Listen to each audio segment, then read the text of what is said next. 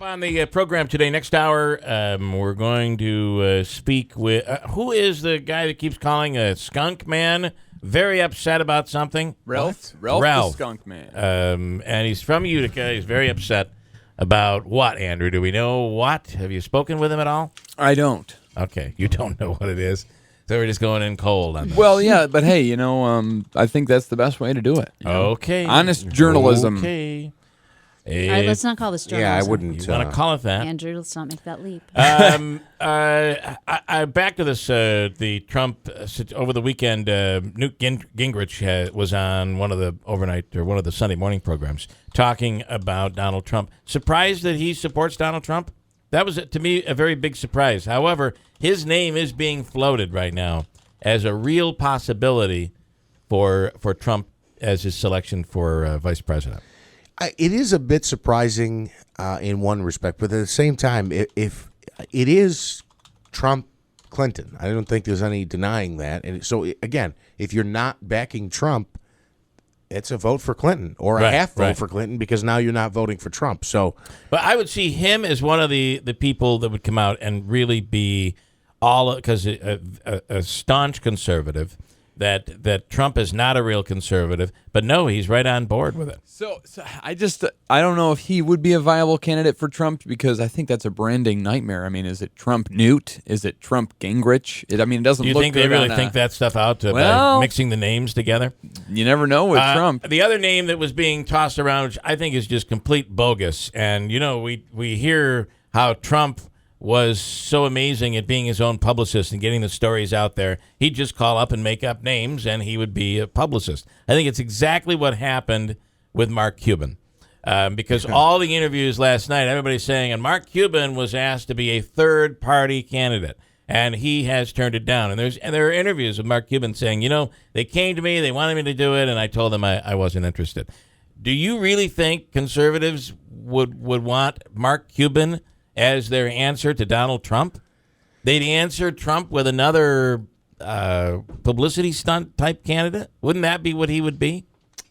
He absolutely would be. I almost think that this is another TV show guy. This is where you were going. He's doing this himself. That's what I'm thinking. This isn't true. And maybe they were at a cocktail party and somebody said to Mark Cuban, hey, you ought to run for president.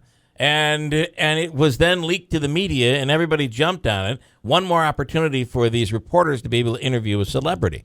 And Mark Cuban, who'll say anything, right? Mark Cuban is a real kind of a Donald Trump-like, if you will, because he's very non-politically correct. But do you really think they were chasing after him to run for president? No. Mr. Keeler, if you were approached to run for vice president, would you consider it? So now I can run with the story. Well, you have to answer the question first. No, he doesn't. No, I wouldn't. I don't think I would. So now we can say that you Now I can say I've been asked. Mm-hmm. Right, and that's exactly what I think happened. Send out here. the press release. Because I just can't.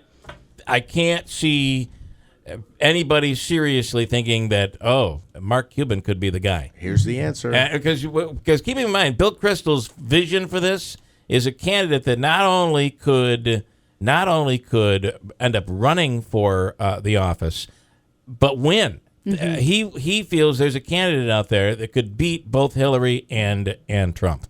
And I just don't know that would be Mark Cuban, to be honest. One other interesting story, and this is kind of a nice story. A 54-year-old guy in Massachusetts got his college degree on Saturday at the school where he has worked as a janitor for 8 years. His name is Michael Vaudrey, I believe is how it's pronounced. His business went under in 2007 during the recession.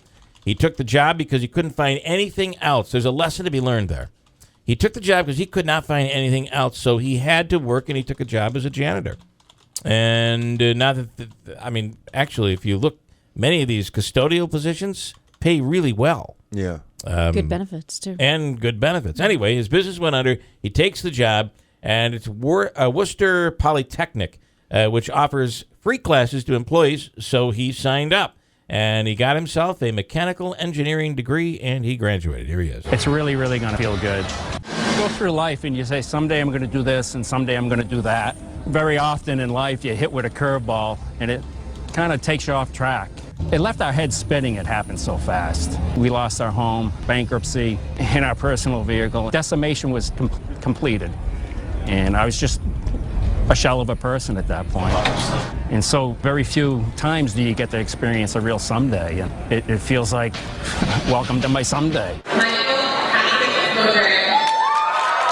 Well, they were all happy about him. That's a great story, but I think it's more of a story about doing the right thing, right? He didn't go on, not that it is a wrong thing, that if you go on benefits, I understand there are people that need it. But this guy, the number was, they had the number the other day, the number of jobs that are open in the United States right now is a huge number. You'd be shocked at the number of openings there are that we can't fill these positions. And many of them are because we're struggling because the workforce is not educated to take some of these jobs. But think of the jobs that people don't want. This guy went out and he just took a job. That's what you got to do, right? Mm-hmm. I love the quote, welcome to my someday. Yeah. That's really great. That's a great quote. Yeah. Good story. Quick break. We'll come right back. First News Keeler in the morning, a Tuesday morning on WIBX.